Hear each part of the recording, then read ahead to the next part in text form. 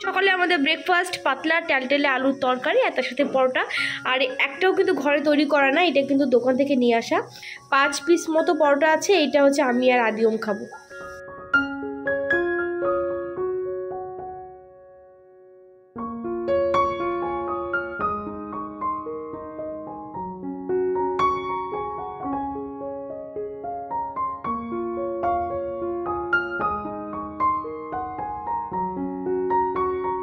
সকাল থেকে কিন্তু বেশ সানি ওয়েদার, বেশ মানে কি বলবো, ওই দেখো সূর্য মামা উঁকি দিচ্ছে, দারুণ ওয়েদার। সকালবেলা ঘুম থেকে দেখি যে পুরো একদম ঝরঝরে একটা ওয়েদার, মনটা সকালবেলা পুরো ফ্রেশ হয়ে গেল। আর যেগুলো মোটামুটি ভেজা ছিল হালকা ফুলকা সেগুলো রোদে দিলাম। এর মাঝখানে আরও আমার দুটো কুর্তি ছিল, আদিমের প্যান্ট ছিল, জামা ছিল, সেগুলো শুকিয়ে নিয়েছি আর এগুলো এখন দিলাম। আর ওই যে আমার হাজব্যান্ডের সেই গাম্বুশ যে জ্যাকেটটা, ওটা তো 2 দিন লাগলো শুকোতে, যদি স্পিন করে নিয়েছিলাম মেশিনে, তারপরে ওই অবস্থা। ওটাকেও ফাইনালি আজকে আশা করা যাচ্ছে যে ওটা শুকিয়ে নিতে পারবো। এখানটা বসে পড়ছে আর এত বড় ছেলে দেখো, দিনের বেলা এমনি টুপিটা পরলো, তোমাদের ভিডিও করবো মানে ভেবেছে হয়তো, সেই কারণে টুপিটা পরে, টুপি কিন্তু কখনো পরতে যায় না। কাগজ কুটি কুটি কুটি কুটি করে কেটে কি অবস্থা করেছে ভাবো তাহলে। এই যে ও মেয়ে ঘরে পড়ছে আর এই ঘরে পড়ছে আদি। আজকে দুজনকে, আজকে প্রতিদিনই দুজনকে 2 ঘরে বসায়, বাট এক থাকবে না, আলাদা হতেই চায় না। এখানটায় যে আদি পড়ছে। গ্লাস কেন বাবাই বিছানাতে? গ্লাস কেন? জলকে বিছানাতে হবে রেখে দিয়েছো? পড়ো, মন দিয়ে পড়বে, আমি কিন্তু ধরবো একটু পর সব কিছু। ওকে, গুড মর্নিং এভরিওয়ান, কেমন আছো সবাই? আশা করছি সবাই ভালো আছো, সুস্থ আছো। আজকে হলো স্যাটারডে। এই মাত্র দুজনকে আমি দোকানে বসেছিলাম পড়াতে, তোমাদেরকে বললাম যে মাত্র 1 মিনিট ওরা এক জায়গায় থাকবে না, সাংঘাতিক দুষ্টুমি করবে। এক জায়গায় থাকলে না ওরা মানে দুষ্টুমি যেরকম করে আলাদা করে রেখে দিল সেম ব্যাপার, মানে 2 মিনিট লাগবে না যে এক হতে। তো এতক্ষণ এখানটা বলেছিলিস, ওখানটায় গেলি কি করে? কি করে আমি জানি না। তুমি জানো না? আমার পায়ের তলে মাটিটা নিয়েতে খেসে গেছে, আমি কিছু করিনি। ও এমনি হয়ে গেল? বাহ, মিরাক্কেল না বাবাই? বাহ, বিরাট ব্যাপার তো। একদম একদম। সকাল থেকে পুরো অন্যরকম লাগছে, ভালো লাগছে না। ভালো না লাগার আরও একটা মেন কারণ, সেটা হলো যে একটা সাংঘাতিকতম বিপদ আবার কালকে রাত্রেবেলা ঘুরতে যাচ্ছিল। ঠাকুর আশীর্বাদে পুরো সবাই ভালো আছি, মানে কি বলবো তোমাদেরকে, এই বিপদটা মানে পিছুই ছাড়ছে না, মানে কিছুদিন পর পরে মনে হয় আমাদের সঙ্গে আবার হতে চলছে এরকম একটা ব্যাপার। সেটা হলো কালকে রাত্রেবেলা যখন আমি টিফিন করতে আসি, মানে রুটি বানাতে আসি, তো অনেকটা রাত হয়ে গেছিল, 10:30টার উপরে হয়ে গেছিলো। তো শুধুমাত্র রুটি করবো আর একটুখানি সুজি করে নেবো ভেবেছিলাম, তার জন্য লেট করে এসেছি। তো যাই হোক, এসে আমি গ্যাসটা অন করে আটা মাখবো বলে আটা নিয়ে নিয়েছি, আর গ্যাসটা আমি অন করে দিয়েছি, দুধটা জাল দেবো। আর সেই সময় না মানে আমি প্রথমে বুঝতে পারিনি, শো করে আওয়াজ হচ্ছে। এবার আমি ভাবছি মনে আমার কয়েক সেকেন্ড ব্যাপার, 1 মিনিটও না, 1 মিনিট হলে তো সাংঘাতিক বিপদ ঘটে যেত। শো করে আওয়াজ হচ্ছে, তো আমাদের শো করে আওয়াজটা কোথায় হচ্ছে। এ ফট করে আমি মাথাটা নিচু করেছি, আমি রুটি বেলবো যে তাওয়াটা, আমি গ্যাস সিলিন্ডারের পাশেই থেকে ওটা বের করতে গেছি, তখন দেখছি জোরে শব্দ হচ্ছে। মানে ওই যে ডোরটা খুলেছি আমি আর কি, গ্যাস সিলিন্ডার যেখানটা থাকে, ডোরটা খোলার সঙ্গে সঙ্গে আরও বেশি আওয়াজ হচ্ছে আর গ্যাস বেরোচ্ছে, সঙ্গে সঙ্গে আমি রেগুলেটর অফ করে দিয়েছি আমি। এবার আমার না গাছ পাতা রীতিমতো কাঁপছে, কারণ এই ধরনের একটা ঘটনা কিছুদিন আগে ঘটে গেছে আমাদের বাড়ির মধ্যে। বলেছিলাম যে মারাত্মক পরিমাণে অ্যাক্সিডেন্ট হওয়ার হাত থেকে বেঁচে গেছে সেদিনকেও। তারপর থেকে না মানে গ্যাসে কখনোই মানে ভেতরে যে রবারে কখনো লিক থাকে, মানে এরকম হতেই আছে গ্যাসে একটা পর একটা প্রবলেম। কালকেও ওই ব্যাপারের ভেতর যে রাবারটা বা ওটাকে কি বলে অ্যাকচুয়ালি, ওইটা লিক হয়ে গেছে, যে কারণে ওটা যেই গ্যাসটা রেগুলেটর অন করেছি সঙ্গে সঙ্গে ওরকম গ্যাস বেরিয়ে যাচ্ছিল। আমার হাজব্যান্ড মানে কি বলবো ঘরে ছিল না, আমি ওই মুহূর্তে আমি কি করবো আমি বুঝতে পারছিলাম না। গ্যাস আমি ওভেন অফ, এই রেগুলেটর অফ করে দেওয়ার পরও টেনশন কাজ করছে যে ওটাকে অফ হলো না কি হলো, মানে ভাবো ওই সময়টা কি হতে পারে। পুরো ঘর গন্ধ হয়ে গেছে, গ্যাসের দিকে কিন্তু জল ছিল, সঙ্গে সঙ্গে উপরে আমি অফ করে দিয়েছি আর কি, বা ওভেনটা অফ করে দিয়েছি আমি। তো যাই হোক, কি সাংঘাতিক বিপদ। কালকে রাত্রেবেলা আমি দোকান থেকে খাবার কিনে নিয়ে এসে রাত্রেবেলা আমরা 3 জন খেয়েছি, হাজব্যান্ড আর রাত্রেবেলা ঘরে ফেরেনি। তারপরে আমি ইয়েতে কল করলাম, ইন্ডিয়ানের সেই ওটাকে কি বলে কাস্টমার কেয়ারে ফোন করলাম, সেখানটাও কোনো ফায়দা আমি পেলাম না। সকালবেলা ফোন করছি, ফোনই লাগছে না। তারপর আমাদের যে গ্যাস দেয় ওনাকে ফোন করলাম, তারপরে বললাম যে উনি এসে ঠিক করে দেবে। তো এখনও পর্যন্ত মানে রান্নাবান্না কিচ্ছু হয়নি, কোনো কিছুই করিনি। টিফিন কিনে নিয়ে এসেছি, তোমরা দেখলে সেটাই খেয়েছি মাত্র। আর মানে কি নেই ঘরে, মানে গ্যাস অন নেই বা রান্নাবান্না নেই, মনে হচ্ছে কি নেই ঘরের মনে হচ্ছে। তো সাংঘাতিক বিপদ বলো। আর মানে এই ব্যাপারটা মানে কিছুদিন পর পরে মানে পেছনেই ছাড়ছে না মনে হয়। রান্নাঘরে মাসেই সমস্ত কিছু ক্লিন করে দিয়ে গেছে। এই যে দেখো কত বাসন মেজে দিয়ে গেছে। এখানটা রয়েছে কত বাসন, এখনো পর্যন্ত কিছুই ক্লিন মানে গোছানো হয়নি। তো এগুলো পরে পরে এখন সব কিছু রাখবো। এখানটায় দুটো শাড়ি রাখা আছে, এই দুটো শাড়ি আমি নিয়ে যাব ফলস পার লাগাতে আর কি, আর পিকো করতে দিয়ে দেবো দোকানে, সে কারণে এখানটাই রেখেছি, একটু পরে নিয়ে যাব। তার আগে তোমাদের সঙ্গে একটা খুব ভালো জিনিস আমি শেয়ার করতে চলেছি। বাবা ব্যাগটা দে তো। সেটা হলো এই যে এই ব্যাগটা আমি তৈরি করেছি। এটা হচ্ছে আমার হাজবেন্ডের পুরানো একটা জিন্স কেটে বানিয়েছি, জিন্সের প্যান্ট কেটে বানিয়েছি। কেমন হয়েছে অবশ্যই কমেন্ট করে জানাতে ভুলো না। আমার তো প্রচুর ভালো লেগেছে। আর এই ধরনের ব্যাগ আমি আগে অনেক তৈরি করেছি, জিন্সের প্যান্ট কেটে এই ধরনের ব্যাগ বা অন্য স্টাইলের প্রচুর আমি ফ্লাওয়ার বানিয়েছি, ব্যাগ বানিয়েছি, অনেক কিছু বানিয়েছি, ম্যাট বানিয়েছিলাম, টেবিল ম্যাট। তো কেমন হয়েছে ডেফিনেটলি কমেন্ট করে জানিও। আর তার সাথে এই পুরানো একটা ওড়না, যেটা কিনা এটা আমার বিয়ের আগের একটা ওড়না। তো এই ওড়নাটা আমি নিয়ে এসেছিলাম, এবার যখন মায়ের কাছে গেলাম তখন ভেবেছি এই ওড়নাটা দিয়ে একটা মানে একটা আইডিয়া এসছে মাথায় একটা জিনিস তৈরি করার। তো এখনও পর্যন্ত সময় সুযোগ হয়নি তৈরি করার। তো এটা দিয়েও খুব ভালো একটা জিনিস করব, কি করি না করি অবশ্যই তোমার সঙ্গে শেয়ার করব। তার আগে অবশ্যই কমেন্ট করে জানিও যে কেমন হয়েছে এই ব্যাগটা।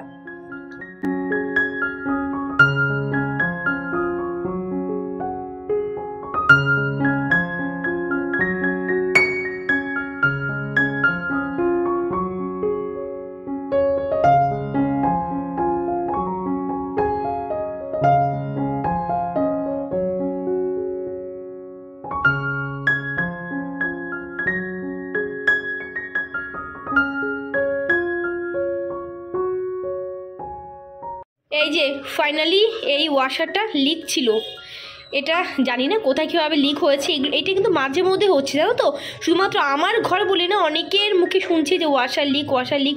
জানি না কী হয়েছে। এরপরে কোম্পানিতে গিয়ে কমপ্লেন না করলে আর হবে না। এই মাত্র এসে নতুন রেগুলেটর লাগিয়ে দিয়ে গেল আর ঠিক করে দিয়ে গেল। এখন বাজে প্রায় 3টে, আর এই মাত্র ঠিক করে দিয়ে গেল। রেগুলেটরটা এমন কিছু দিন মানে 5-6 মাস মতো হয়েছিল, মানে 5-6 মাসও হয়নি, 3-4 মাস হয়েছে আমরা লাগিয়েছিলাম। তার মধ্যে এই অবস্থা। রেগুলেটর যাই না, বলছি রেগুলেটর তো ঠিকই আছে, এবার আমি জানি না কেন হচ্ছে গ্যাস বেরিয়ে যাচ্ছে আমার। এবার যে গ্যাস আমি দেখলে তোমরা 2-3 দিন আগে গ্যাসটা নিলাম আর কি, সেই সিলিন্ডারটাই লাগালাম। আর লাগিয়েছি পরশুদিন লাগিয়েছি, আর কালকে এই অবস্থা হয়েছে। আর যখন লাগিয়েছিলাম তখন চেক করে নিয়েছিলাম, তারপরে এই অবস্থা। আর যার একটা কথা, এই যে গ্যাসটা শেষ হলো না, নতুন সিলিন্ডার লাগালাম, তো এর আগের যে গ্যাসটা আর কি যেটা শেষ হলো, এর আগের যে গ্যাসটা যেটা শেষ হলো সেটা মাত্র আমার 20 থেকে 22 দিন গেছে। মানে আমি অবাক হয়ে গেছি যে এত কম দিন কি করে যেতে পারে। অ্যাকচুয়ালি ওখানে গ্যাস বেরোচ্ছিল, গন্ধ পেতাম প্রায় সময়, তোমাদেরকে বলতাম। দেখো রেগুলারটা চেঞ্জ করে নিচ্ছে, এবার দেখা যাক কী হয়। ভাত বসিয়ে দিয়েছে ওখানটা, মাছও নেই ফ্রিজে, এখন কী রান্না করবো জানি না, সে কারণ বাজারেও যায়নি, ইচ্ছেও করেনি। তো দেখি ডাল ফাল শাক রয়েছে, বেলে শাক, তো সেই শাকটা করবো।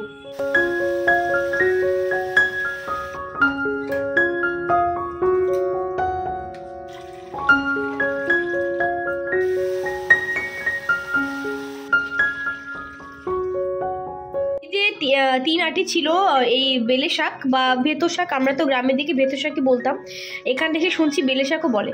এই শাক করব আর হচ্ছে করব ডাল।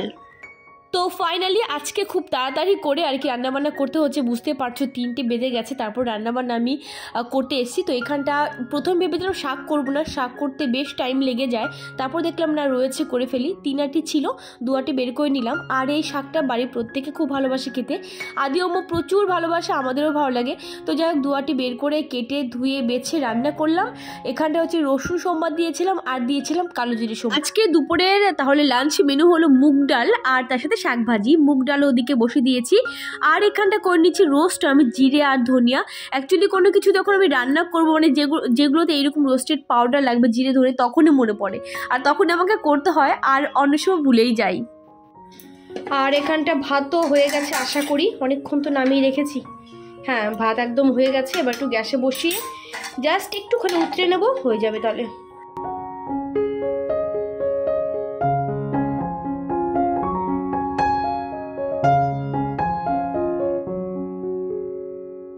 এই স্যান্ড পেপারটা কিনে নিয়ে এসেছি, এটা দিয়ে হচ্ছে প্লাইউডের যে র্যাকগুলো বানানো হয়েছিল মেকওভার করবো বলে কিচেনটা, তো এইগুলো একটু মানে এগুলো নতুন, এগুলো ঘষার প্রয়োজন নেই, তারপরে একটু ঘষে দিলে কালারটা ভালো বসবে। আর এই র্যাকের যে প্লাইউডের টুকরোগুলো বেশ কিন্তু পুরনো, তো পুরনো হলে না মানে ঠিকঠাক মতো কালার বসবে না, আর ফিনিশিং ভালো লাগবে না, দেখতে ফিনিশিংটা ভালো না হলে দেখতেও ভালো লাগবে না। সেই কারণে স্ট্যান্ড পেপারটা কিনে নিয়ে এসে আর এগুলো এখন হচ্ছে একটু ঘষে নেবো, ঘষে নিয়ে তারপরে কালারটা করবো।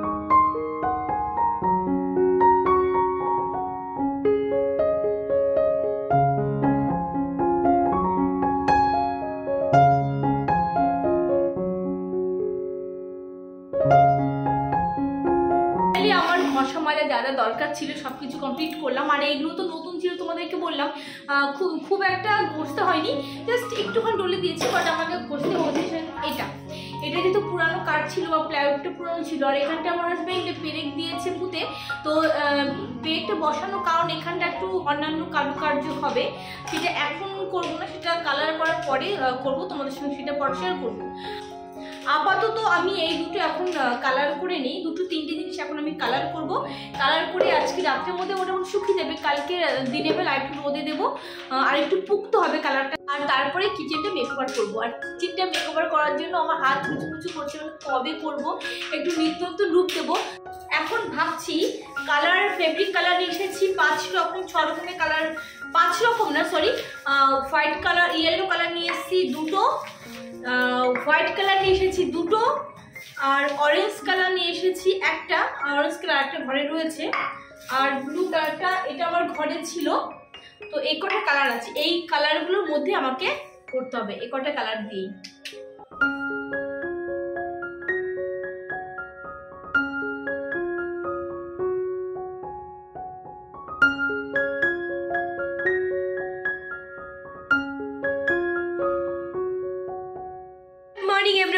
আজকে হলো পরের দিন সকালবেলা, কালকে রাত্রেবেলা আর ব্লগটা এন্ড করতে পারিনি, অ্যাকচুয়ালি ভুলে গেছি বললে চলে। তো রাত্রেবেলা শোয়ার সময় শুয়ে পড়েছে অলরেডি, তখন মনে পড়েছে যা ব্লগটা তো আর এন্ড করিনি। তো যাই হোক, আজকে পরের দিন সকালবেলা, আজকে সকালবেলা প্রচণ্ড পরিমাণে ব্যস্ত, কারণ বিয়ে বাড়ি আছে আগামীকাল। তো যাই হোক, আর এই যে আজকে সানডে, বাট আজকে সানডের অবস্থাটা দেখো, পুরো একদম ক্লাউডি ওয়েদার, বিচ্ছিরি, যদিও ক্যামেরাতে দেখাচ্ছি যে কত না আলো, বাট একদমই অন্ধকার আজকে। আর সবচেয়ে বড় কথা আমি কি করেছি দেখবে, হাজবেন্ডের জিন্সের প্যান্ট ভেজানো আছে, 3খানা জিন্সের প্যান্ট গরম জল করে, উষ্ণ গরম জলে, তারপরে ইজি দিয়ে ভিজিয়েছি। আর এখানটা আদিওমের শার্ট, 4টে শার্ট ভেজানো আছে, এগুলো একটু দামি টাইপের, তো এগুলো তো আমি ইজিতে ভিজিয়েছি, এগুলো মেশিনে দিইনি, এখানটা খানিকটা ধুয়ে রেখে দিয়েছি। আর এই যে মেশিনে দিয়ে দিয়েছি, এই তার মধ্যে এই শার্টগুলো কিন্তু অলরেডি আমার হাতে ধুয়ে মেশিনের মধ্যে দিয়ে দিয়েছি। যাই হোক, তার মানে দেখতে পাচ্ছ কত ধোয়া কাচা। তো দেখি এটা তুলে নিই এবার, চলো দেখি এটা আবার স্টার্ট করে দিইনি। আর এই যে এগুলো মেলে দিয়েছিলাম, এগুলো মানে আজকে না, এগুলো গতকালের কিন্তু মেলা, বাট আমি কিন্তু তুলিনি, রাত্রেবেলা এইভাবেই ছিল, কিছু করার নেই, পুরো ভেজা ভেজা ঘরে কোথায় রাখবো বলো তো, ওপরে শেড ছিল, সেই কারণে অসুবিধে নেই, এইভাবে রেখে দিয়েছিলাম। তো যাই হোক, এত কিছু এগুলো শুকোবে কখন কে জানে, শুকিয়ে গেছে, হালকা হালকা ভেজা আছে, এগুলো তুলে তারপর আবার সব মেলতে হবে। বুঝতেই পারছো তো আমার আজকে কতটা বিজি আছি। অ্যাকচুয়ালি ধোয়া কাচা না মানে বাদ দেওয়া যায় না, যত বৃষ্টি হোক আর ওয়েদার খারাপ থাক যাই থাক না কেন, ধোয়া কাচা তো বাদ দেওয়াই যায় না। সমস্যাটা হয় যে কোথায় মেলবো, কী করবো, এইটুকু জায়গা, তো সেই কারণে সমস্যাটা একটু বেশি হয়। তো যাই হোক, চলো কালকে ব্লগটা আর টেনে বড় করছি না, আজকে এখানটা রেখে দিচ্ছি। সবাই অনেক ভালো থেকো, অনেক হ্যাপি থেকো। তো চলো আজকের মতো টাটা।